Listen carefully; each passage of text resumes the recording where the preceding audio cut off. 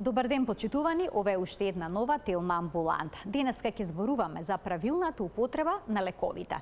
Дали некога сте помислиле дека одредена доза на лек е преголема за вас, па сте го преполовиле апчето? Или пак дека дозата не ви одговара, дека е премала, па сте земале двојно поголема? Зошто некои лекови имаат втисната линија на средина? Можат ли тие да се скршат, да се преполоват? Други лекови се во капсула, трети пак се во форма на прав. Зошто е тоа така? Која храна го неутрализира, односно подништува дејството на лекот? Од што зависи дали лекот треба да се земе наутро или навечер? На празен или пак на полн стомак? На што да се внимава доколку земаме повеќе лекови одеднаш? За сето ова, детално од разговорот со денешниот гостин Минов Михаил, магистар фармацевт во Еурфарм. Започуваме веднаш по рекламниот блок.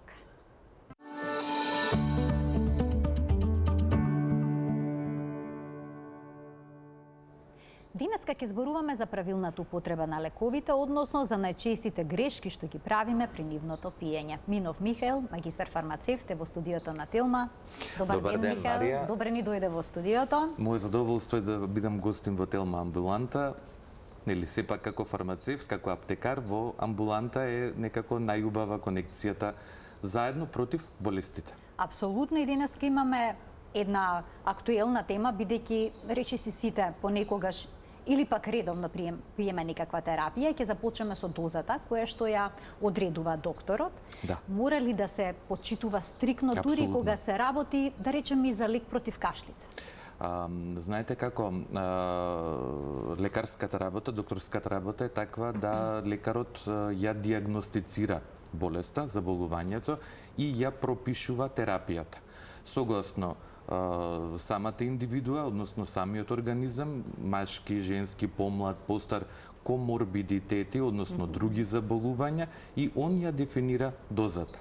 Ние, фармацевтите, аптекарите... На кутијата запишувате? На кутијата мораме да запишеме, затоа што рецептот што го издава лекарот е официјален документ, официјална кореспонденција помеѓу ординацијата и аптеката и има законска важност. Односно, за самиот рецепт може да биде и предмети на истражни постапки. Така да ние како фармацевти во принцип на секоја кутија сигнираме, означуваме режим на дозирање и доза. Воколку докторот напише конкретна доза, ние мора истата тој лек да го дозираме во истата таа доза што ја напишал докторот. Понекогаш е тоа помала доза, понекогаш е поголема доза. Повторно велам, се зависи од самиот пациент, од самата индивидуа. Има ли пациенти кои што треба особено да бидат внимателни на дозата што ја примаат?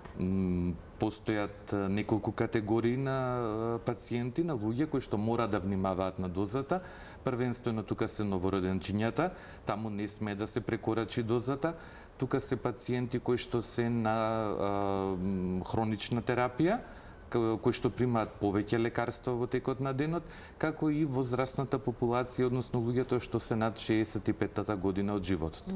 Повторно, и најмалите, меѓутоа и кај најстарите, прекорачувањето на дозата, односно давањето дупла доза или субдозирањето, давањето пониска доза од препорачаната, може да предизвика дополнителен проблем здравствен проблем во тој организам. Кога станува збор за антикоагулантната терапија, треба ли внимателно да се следат исклучително внимателно сите нејзини ефекти? Да, мора. Доколку тука сега има некоја грешка во дозата, може ли тоа да биде лошо? Антикоагулантната терапија е исклучително сериозна терапија, која што лекарот ја дозира по шема. Не сме да се отиде надвор од таа шема. Значи, воколку докторот, трансфузиологот, хематологот, гинекологот, небитно, кој ја дефинира антикоагулантната терапија, зависно од намената за која што е дадена, ја дефинира како шема, ниту пациентот, ниту ние фармацевтите имаме право да ја промениме таа шема. Импровизацијата може да биде фатална? Апсолутно да. Апсолутно да, бидејќи антикоагулантната терапија е таков тип на специфична терапија која што спречува згручување на крвта. Воколку пациент кој што е на антикоагулантна терапија и условно кажано на своја рака или ете комшиите така кажале, ја прекорачи дозата при едно најбезазлено крварење, например од носот или од забот, може и трагично да заврши човекот. Ајде да проговориме за лековите, апчињата кои што имаат втисната линија на средина. Што тоа значи? Можат ли да се преполова, да се скршат? Најчесто таблетите во својата технолошка постапка на изработка, самата машина која што ги произведува таблетите, се вика таблетирка таа машина, компримирањето на прашокот оди под исклучително висок притисок за да се добие конзистентност на таблетата. Формата е зависна од моделот, од дизајнот, некои се округли, некои се ромб. Тоа е веќе дизајн, тоа е веќе модел. Меѓутоа, во секој случај, се работи со исклучително висок притисок, кој што го втиснува прашокот, го компримира за да биде компактен. Таблетата, односно цртката која што е на средина на една таблета, понекогаш може да биде само една, понекогаш може да бидат две цртки во облик на крст. Во принцип е од технолошки аспект за подобра изработка на таблетата, односно самата таблета да биде покомпактна, да не се распадне во периодот кога ќе биде спакована во она пластична фолија, односно блистер, како ја велиме ние, или во текот на транспортот за да не се оштети самата таблета. Цртката на средината на таблетата на апчето не значи дека тоа секогаш мора да се дели. Воколку е потребна пониска доза, тогаш се прибегнува кон лек од истата генерика, но со помала јачина. Пример, ако таблетата има 5 милиграми и има цртка на средината, а пациентот треба да прима, например, 2 милиграми, посекако тој не треба да ја крши таблетата па да дроби уште еден дел да стигне до 2 милиграми, него се купува таблета од истиот лек, но со јачина од 2 милиграми. Што значи тоа, не се кршат лековите? Во принцип можат за да се постигне пониска концентрација, меѓутоа технолошки гледано не би требало. Знаете зашто? Филмот на самата таблета, на самото апче, на крајот на технологијата на производство, таа се обложува затоа што постојат таблети кои што се отпорни на киселината во желудникот. Нив ги велиме гастрорезистентни таблети. Сега, воколку таквата таблета, на цртката ја преполовиме, значи еден дел ќе биде во контакт со желудочната киселина, ќе дојде до инактивирање на активната субстанца. Така да човекот нема да прими 2,5 милиграма, него никој не знае колку. Бидејќи не може да се предвиди колку контактот на таблетата со киселината во желудникот ќе биде лош во однос на инактивирање на активната субстанца. Финално гледано, ќе добиеме пациент кој што е субдозиран, кој што прима терапија, но нема ефект, ќе испадне дека докторот не чини, таблетите не чинат, Мишко во аптеката ми кажа дека може, уствари не можело. Во тој случај треба да се земе лек од истата генерика, но пониска јачина. Јачината која што ја препорачал докторот, кој што ја го диагностицирал заболувањето, ја препорачал терапијата, треба да биде издадено како такво, например 2 милиграмско. Можат, повторно велам, меѓутоа воколку има опција за фабрички пониска концентрација, подобро е тоа. Да се одлучат за таа варијанта. Да се одлучат за пониска. Но има некои луѓе кои што едноставно не може да ги проголтаат апчињата, па ти ги толчат. Ги толчат, ги дробат, па ги мешаат со вода, ги мешаат со млеко, па со јогурт, па со сокот и било така поблаго, повкусно, можело да се проголта. Знаете како, истата генерика, истата активна субстанца може да дојде во аптека, например, од една фабрика во облик на таблета, од друга фабрика во облик на капсула, од трета фабрика во облик на прашок, кој што е спакуван поединечно и е монодозна терапија. Таблетата како таква во никој случај јас не препорачувам да се здроби, да се истолчи и како таква да се стави во уста па да се проголта со чаша вода. Воколку човекот не може да го проголта апчето, поубаво е да земе или капсула која што полесно може да се проголта ради целулозната, односно желатинското тело на капсулата, или во најдобар случај кај таквите пациенти препорачуваме фабрички дефиниран прашок. Некогаш и капсулите ги отвараат и ги пијат на таков начин. Да, се случува и тоа. Се случуваат многу работи, нели? Но во сето тоа реалноста, не е препорачливо. Ние како фармацевти никогаш тоа не го препорачуваме. Отварањето на капсулата подразбира голем ризик за не само инактивирање на активната компонента, меѓутоа и дополнително контаминирање, бидејќи колку и дома и да ги миеме рацете, сепак стерилната средина во фабрика не можеме да ја постигнеме дома. А зошто некои лекови се во форма на таблета, други се во капсула, трети се во прав, некои Четврти има и како сируп, па има и во облик на капки. Значи, дозажната форма, дали е таблета, капсула, сируп, парентералните дозажни форми, дали ќе биде инекција или инфузионен раствор, све зависат од модалитетот на лекувањето. Например, едната иста активна субстанца, како генерика, може да дојде во аптека и во облик на таблета, и како капсула, и како раствор, и како мас или крема за надворешна употреба, меѓутоа може да дојде и во облик на капки или инфузионен раствор. Све зависи од тоа каде ќе биде диагностицирано заболувањето, на кој орган, односно кој ткиво, и лекарот е тој кој што проценува дали во конкретниот случај, кај конкретната болест, е подобро да одиме со таблета или да одиме со капсула или да одиме со инекција, односно парентерална апликација на инфузионен раствор, зависно, повторно велам, од интензитетот на заболувањето, која е фазата на болеста во која што докторот ја детектира и самиот пациент. Оти повеќето пациенти на самиот доктор ќе му кажат: докторе, не можам да ги проголтам апчињава.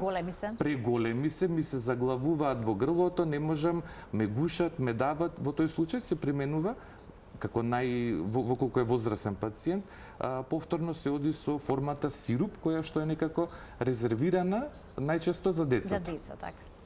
А со што да се испие лекот? Со чаша вода? Со чаша вода. Сок?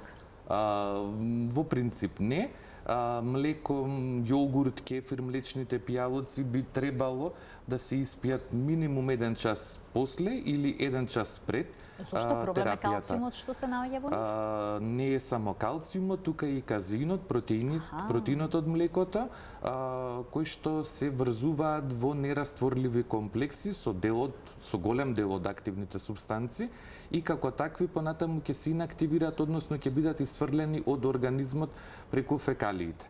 Односно воопшто нема да имаме ресорбција и ќе се доведеме во ситуација да пациентот ја прима терапијата, која што е во соодветната доза како што ја препорачал докторот, но нема ефект. Докторот кога ќе го повика за 10 дена, 15 дена, месец дена на контрола, на контролен преглед, ќе увиди дека и дури има и полоша клиничка слика, него ли таа првичната.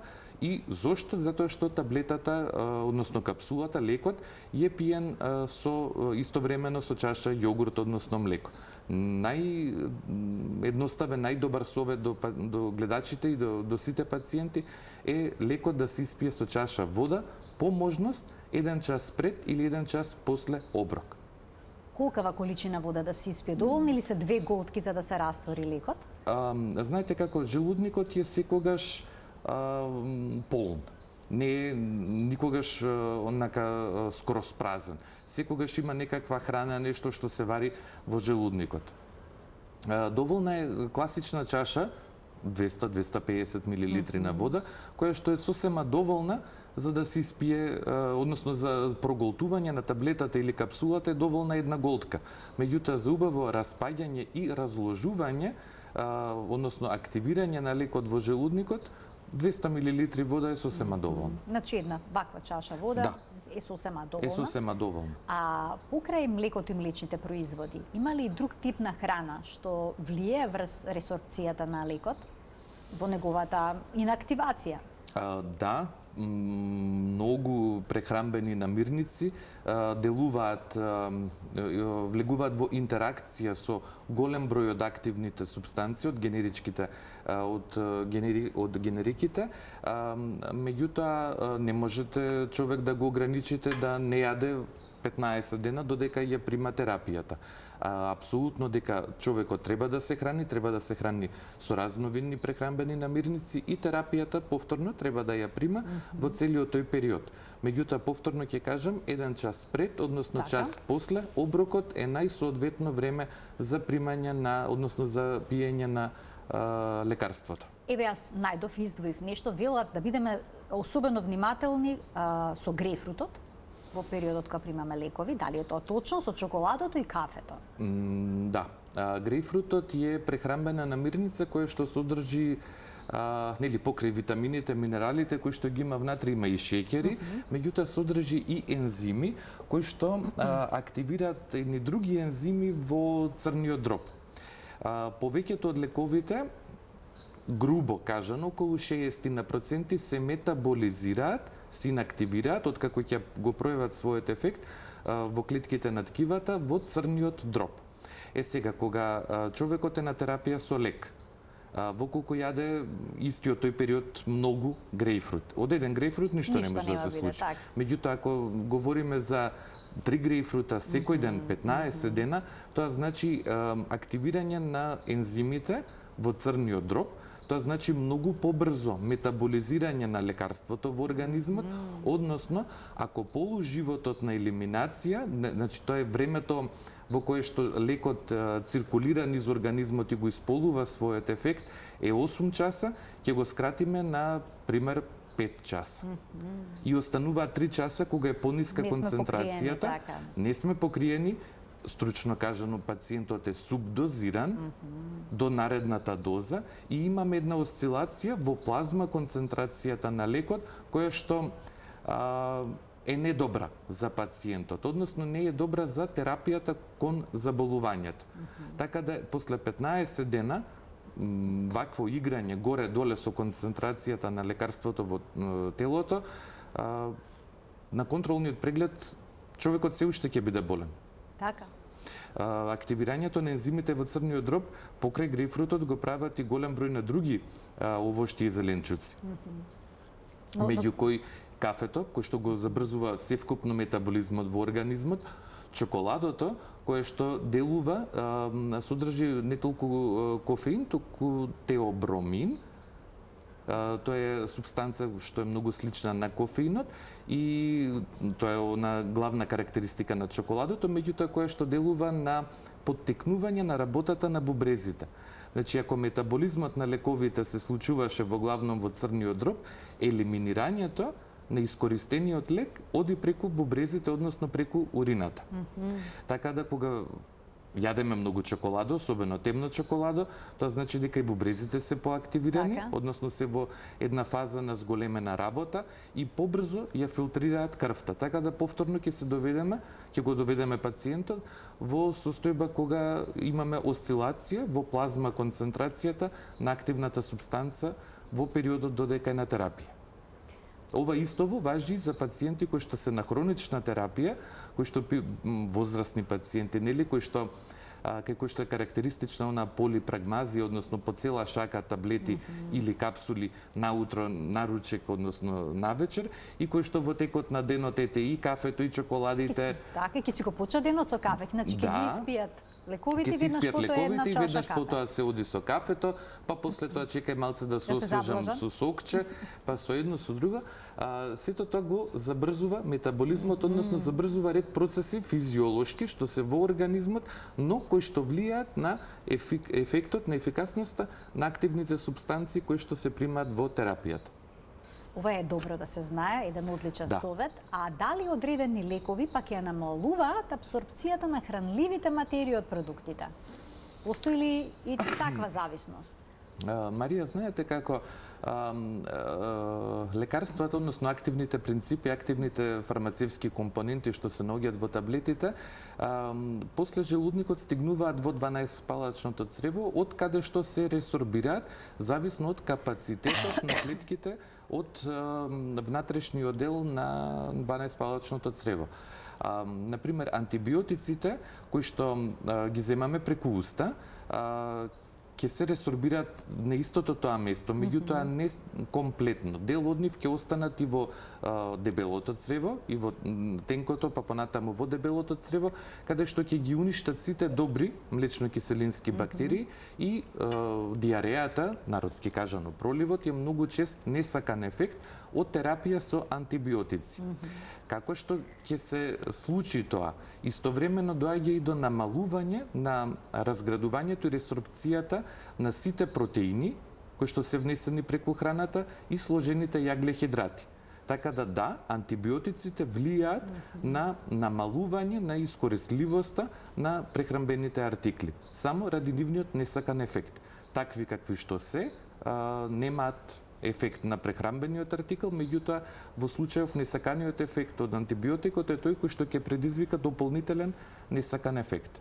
А зошто се потенцира да се внимава да не се меша алкохол и одреден лек? Важи ли тоа за сите лекови? За отприлика 60 до 70% од лековите важи, дека кога е човек на терапија треба да избегнува алкохол. Повторно, оној метаболизмот на лековите, кој што се случува во црниот дроб, каде што еден ензим, се вика алкохолна дехидрогеназа, го разградува алкохолот, а кој што истовремено ќе делува и на голем број од активните компоненти во таблетите, односно капсулите, на голем број на лекови. Така да истовремено самите ензими можат да, воколку се ориентираат повеќе да го разградуваат алкохолот, нема да биде разграден лекот, така да во даден период ќе имаме многу повеќе лек отколку што треба, или може обратно, воколку например, не знам, ракијата е појака, па во тој случај ензимот ќе се преориентира кон лекот, а алкохолот ќе остане во циркулацијата. Во важи за лековите што ги земат хронично болните? За сите. Бидејќи се случува, нели, да се земат една ракиичка со салата, а притоа примат лекови за притисок. Точно, таква е реалноста. За мастиво, крвта и слично. Да, таква е реалноста. Пак ќе кажам, не е ништо спорно ако е 1 до 2. И тоа во принцип не секој ден. Меѓутоа, воколку е тоа хронично, постојано примање на алкохол е веќе проблем. Ајде да проговориме и за време траењето на примањето на терапијата. Има препишана терапија колку треба време да се зема лек. Да. Ќе се задржиме на антибиотиците, ако не е проблем. Како пример. Ете, како пример. Се случува да земаме антибиотик и да ни е подобра. И да го прекинеме. Што велат новите препораки? Смее ли да се прекине антибиотикот или не смее? Апсолутно не. Не? Апсолутно не. Значи и новите, и бидејќи старите. Тука има некои поделени ставови. Има поделени ставови во однос на полуживотот на елиминација, односно оној период додека е лекарството во циркулацијата, постојат современи антибиотици кои што се дозираат еднаш дневно и кои што се дозираат 3, 4, 5 дена, не мора да биде тоа 15-дневна терапија, меѓутоа во секој случај терапијата која што ја препорачал докторот, како без оглед дали антибиотска, антихипертензивна или каква и да е терапија, 15 дена се 15 дена. 15 дена никогаш не се 2 дена. Тоа што после вториот ден, односно после 48 часа до 72 часа генерално на организмот мора да му биде подобро од примениот лек. Тоа е затоа што докторот е тој кој што со својата експертиза утврдил кој лек треба да биде даден за конкретната болест врз основ на лабораториски претраги и диагностички процедури, го потврдува лекот, даден е лекот, после 48 до 72 часа почнува да човекот да чувствува ефекти од тој лек. Меѓутоа, терапијата трае 15 дена или 10 дена, зависно колку докторот ќе каже. Значи никако да не се прекине во моментот кога се чувствува подобрување? Најлошо нешто е тоа, прекинување на третиот, четвртиот ден, да, подобро ми е, антибиотиков е супер, меѓутоа ете, нема да го пијам веќе. Тоа е најлош пример, најлошо нешто што може човек сам на себе да си го направи. А ако прескокнеме доза, сме заборавиле да испиеме лек? Тоа е многу интересно прашање, затоа што тука, знаете како има двојни мислења. Во принцип, ако терапијата е дефинирана да биде 3 пати на ден по една таблета, и сега обично таа таблетата што е за ручек, ако треба да биде испиена во 2 часот, а веќе стигнало 4, 16 часот, и поминале 2 часа од кога требала, дали тогаш да се напие, па онаа друга на ноќната таблета да ја помести, па онда значи утрешната, утринска да биде поместена. Во тој случај е подобро да се остави и да се стигне до наредната доза, ноќната таблета, отколку да се измести времетраењето на режимот на дозирањето.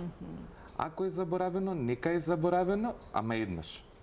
Не секој ден да ја забораваме пладневната доза. А што е со хормонските терапии? Наутро треба да се испие? Да, во принцип тие ги дозираме наутро. Доколку не се испие наутро, сме заборавиле. Можеме подоцна? Не може да се заборави. Не може, се случува? Не сме. Не сме. Значи може наутро да се заборави кафето да се направи или да се, не знам,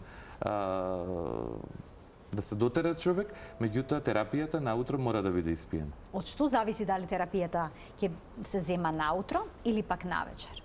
Бидејќи некои лекови велат само наутро да се земаат. Да. За одредени лекови е само наутро, за одредени е само навечер, за други па воопшто не е битно времето. Битно е, например, да е еднаш дневно или 2 пати дневно. Све зависи од метаболизмот, ние го велиме фармакокинетика, фармакокинетски профил на лекарството, односно на активната субстанца, како таа се ресорбира, како се метаболизира, за колку брзо време ќе настапи незиниот ефект во ткивото, кон кое што е наменетата активна субстанца, како се метаболизира и како се елиминира од организмот. Повеќето лекови кои што се дозираат еднаш дневно, во принцип ги дозираме наутро. Меѓутоа, кај одредени луѓе, например, за антихипретензивната терапија постојат лекови кои што ќе одат само навечер. Затоа што стресот во текот на денот ќе доведе кај конкретниот човек, например, да во текот на попладнето, односно вечерта, му е покачен крвниот притисок. И во тој случај терапијата би одела, антихипретензивна терапија би одела навечер. Меѓутоа, во колку се хормоните, онда во принцип одиме утринско дозирање на хормоналните препарати.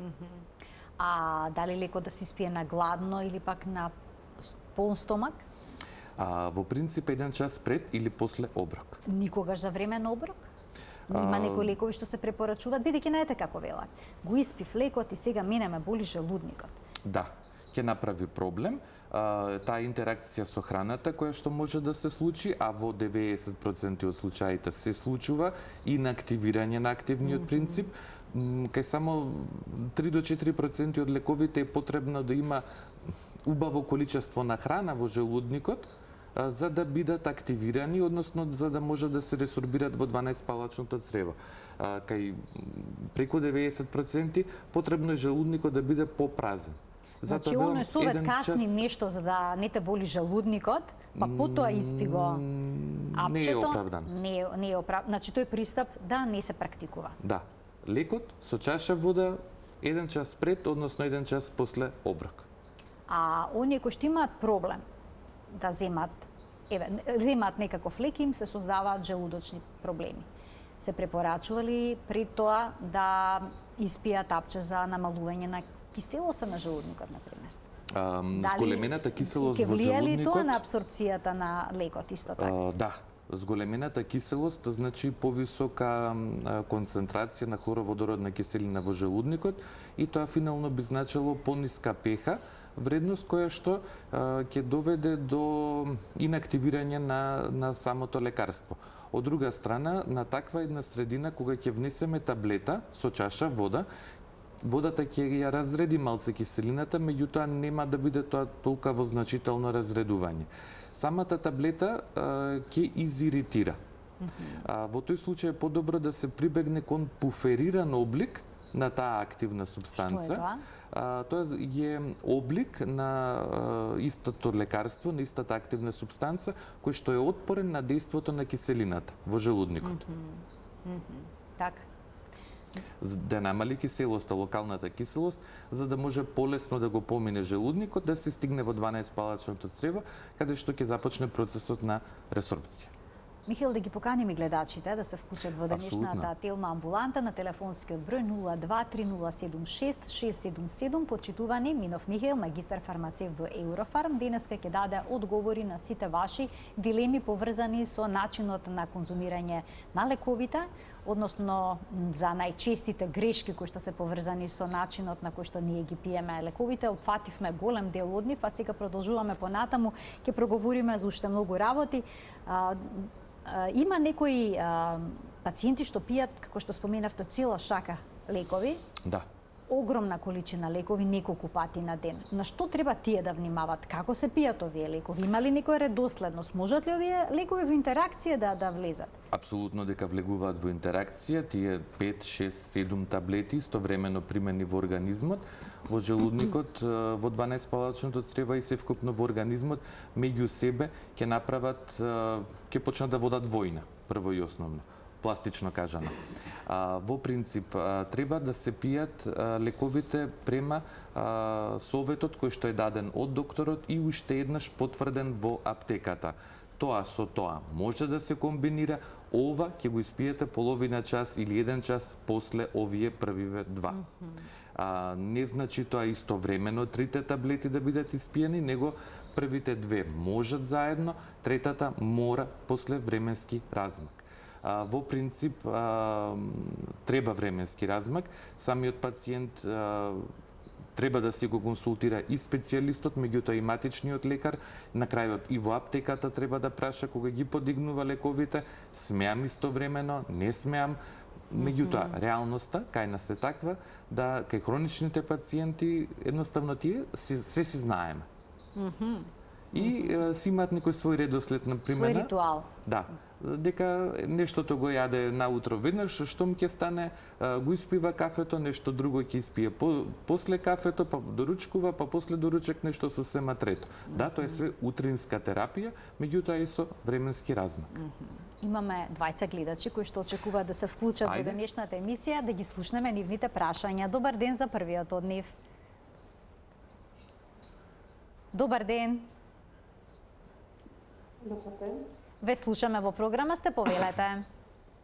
Така, сакам да прашам дали секојдневно конзумирање на витамин С од 500 мг и витамин Д 4-5 капки и штетно, бидејќи мене матичниот лекар ми кажа на тоа да го практикувам поради автоимуна болест, а додека од вртичот слушам дека тоа стварало камчење во желудник и истовремено пиење на двата витамини во ден подолго време. Колку капки рековте витамин Д? 4 до 5, така? 4 до 5 капки витамин Д. Да. Добре, се плашите од камен во бубрегот, ако не се лажам, така? Тоа го споменавте? Да. Добро. Витаминот С, витаминот D3 се превентивни витамини, особено есенскиот, зимскиот, пролетниот период од годината. Воколку е дозата нивелирана, бидејќи спомна пациентката дека има автоимуно заболување, верувам дека и дозата е прилагодена према незината здравствена состојба од страна на лекарот. Витаминот D3 кај дел од автоимуните заболувања оди во повисока концентрација, меѓутоа ако е чисто за превенција 1000 милиграми, 1000 интернационални единици се сосема доволни за превентивен ефект во однос на вирусите и настинките. Витаминот С, од друга страна, 500 милиграмската таблета е повторно сосема доволна. Да, постои дозажен облик од 1000 милиграми, кој што е со продолжено ослободување, кој што ослободува активна субстанца во текот на целиот ден, меѓутоа ефектот е туку речи ист. Сега, предозирањето со витаминот D3 спаѓа во групата на токсични ефекти од витамините, дава проблем со бубрезите, односно нефротоксичност, која што треба пациентката дополнително да си ја иследи на интернист нефролог. Меѓутоа, верувам дека лекарот кој што ја води незината автоимуна болест и има укажано за тој ризик и дека прават и такви исследувања во регуларната проверка, полугодишна или годишна контрола на антителата за автоимуната болест, дека ја проценуваат и функцијата на бубрезите. Така да верувам дека е под надзор. Многу од нас, кога ќе забележиме покачена температура, кашлица, земаме лекови на своја рака. Може ли тоа да биде проблем? Да речеме, дали секој од нас може да земе ибупрофен или пак парацетамол и тоа да не му направи никаков проблем или пак може да... И така треба да е, Марија. И така треба да е. Тоа е категорија на лекови кои што во англиското говорно подрачје се означуваат како over the counter, односно кај нас тоа е лек без рецепт. Секој од нас мора да биде здравствено просветен, треба да познава основни постулати и на медицината и на физиологијата и да умее, да знае и да умее да препознае симптоми на болест. Покачената телесна температура, гребењето на грлото, кашлицата, тоа се све симптоми кои што ние самите најдобро ги чувствуваме. Да, кога ќе стане тоа сериозно и на своја рака ќе почнеме прво со чај, следно ќе не биде сирупче за искашлување, нели воколку е кашлица во прашање, веќе и кога и тоа нема да помогне, условно ќе помина 10 дена, тогаш веќе да, треба да се побара совет од доктор. Воколку е само кашлицата, воколку кашлицата е пропратена со покачена телесна температура, чувство на изнемоштеност, малакселост, условно се тоа веќе знаци на присутен инфект во организмот, без оглед дали е вирус или бактерија, клиничката слика е многу слична, во тој случај мора да се побара совет, преглед од доктор, матичен доктор. На своја рака лекови никогаш не се примат, со исклучок на овие лек без рецепт, што се во таа категорија, кои што се основните, да, го спомнавте бруфенот, тука и парацетамолот, тука се дел од сирупите, треба да ги имаме дома во домашната аптека и треба да не бидат за прва помош. Значи не може парацетамолот или пак ибупрофенот да дојде во комбинација со некој од лековите што се земаат како дел од хроничната терапија и да се искомплицира состојбата. Во принцип се безбедни. Да, во безбедни се, постојат интеракции воколку бидат применети истовремено преку ист влезен начин, односно истовремено со хроничната терапија да биде проголтан и парацетамолот, односно ибупрофенот. Тоа се условно веќе 5 таблети истовремено, кои што преска спомнав, ќе направат еден карамбол во организмот.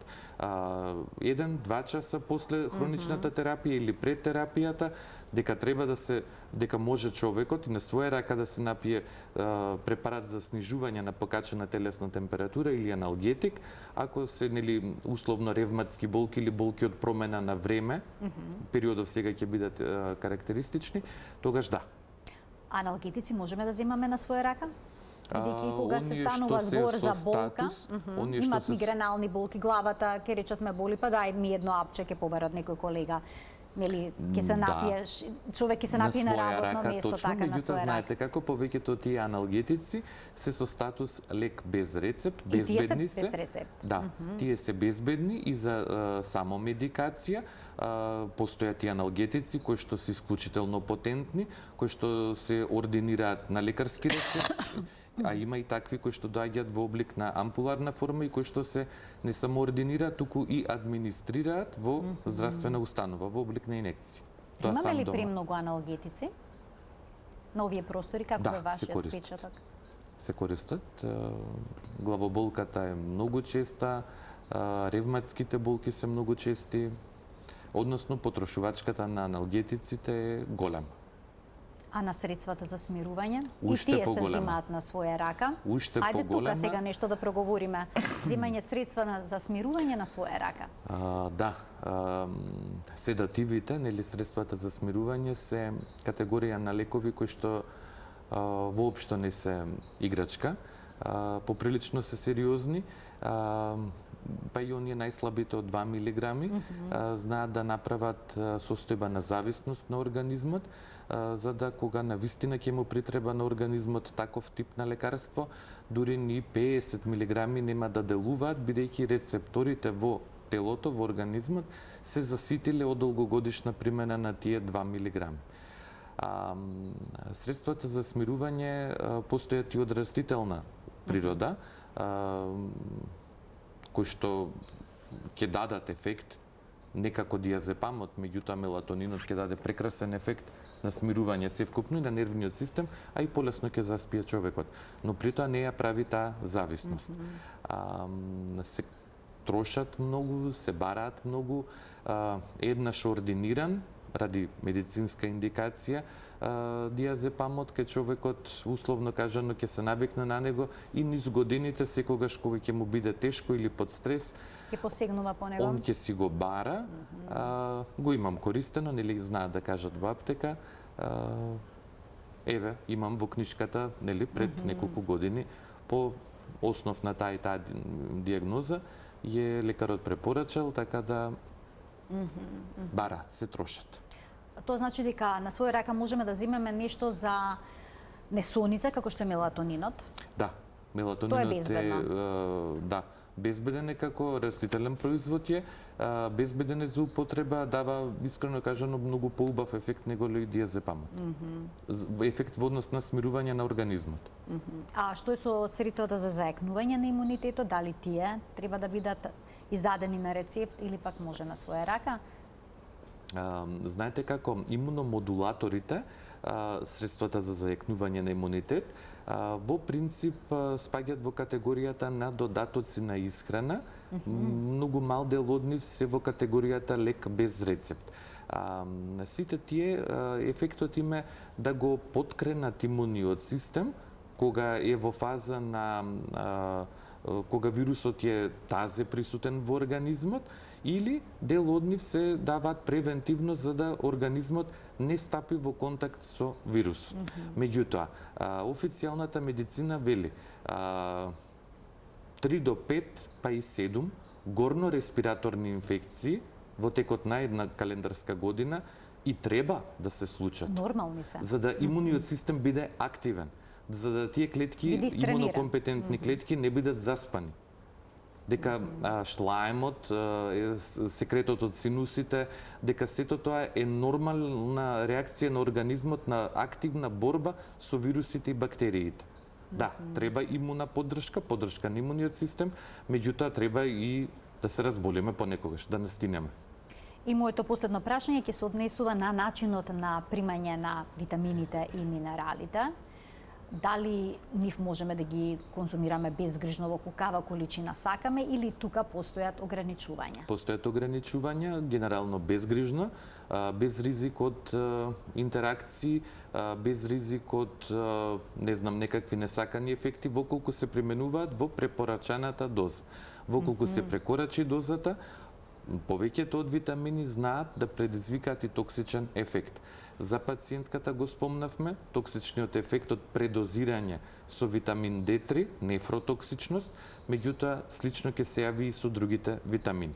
Различни здравствени состојби кои што како такви ќе предизвикаат секундарно нарушување на здравствениот систем на организмот, кој што понатака ќе направи еден цел лавина на реакции кои што финално кога ќе се случат, ќе се речеш од каде ова. Така. А у суштина било од предозирање со витамини. Значи, започнавме со дозирањето и завршуваме со дозирањето. Многу е важно во која количина, и во да која се доза се почитува примат. дозата која што е препорачана и од докторот и повторно потврдена во аптеката од фармацевтот. На своја рака, менување на дозите никако. И придржување на времетраењето на терапијата. Да не се 15 дена подобро. се 15 дена. И покрај тоа што може да се почувствуваме подобро И треба во да се меѓувреме. почувствуваме. Тоа значи дека лекарството е добро, соодветно за индикацијата, не сме направили интеракција со храна, не сме го активирале метаболизмот, све е како што треба, меѓутоа терапијата, инфектот ќе биде присутен уште 12 дена, треба антибиотикот да го сузбие тој инфект. И има одредена терапија која што доживотно се пие, бидејќи Да. ето кај хормоните ќе забележат, им се нормализирала состојбата, па прашањето е може ли да се прекине Никако. терапијата? Одговорот е никако. Никако. Истото е и со антихипертензивната терапија, пациентите со покачен крвен притисок, диабетичарите се тука, кои што инсулинот е во групата на хормоните, доживотно се прима и тој.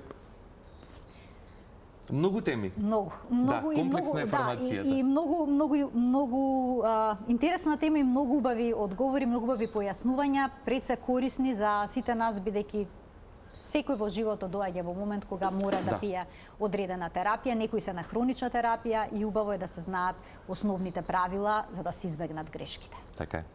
Благодарам уште една за гостувањето. Благодарам Марија до вас, поздрав до гледачите на Телма Амбулант. Почитувани, ова беше се во денешната емисија. Ви благодарам и денеска за вниманието со кое што не следевте. Имајте пријатен ден.